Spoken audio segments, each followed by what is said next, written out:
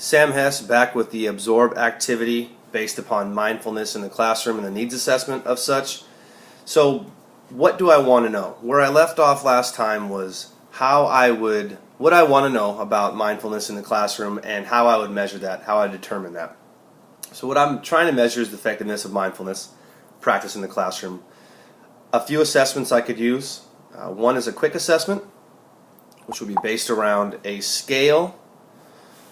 In this case, the scale would be 0 to 10, 0 meaning no symptoms or happy, relaxed, not stressed, all the way to 10 being stressed, anxious, anxiety feeling, nervousness, or severe symptoms. Excuse me. With this scale, students could quickly assess where they are before the mindfulness practice and then post-mindfulness practice. And it also gives the teacher a quick check on how the students are doing. Second, we can do a survey. A survey is a little more concrete in the data it provides. So this is just an image with an example of how you could survey students. Will mindfulness be useful in the future? Can you focus better in class with the use of mindfulness? Can it help you make decisions? With this survey, it would allow you to collect and record data and information. The best way that I would use that survey and that quick check data would be to report the information I collected in a PLC with my colleagues and group.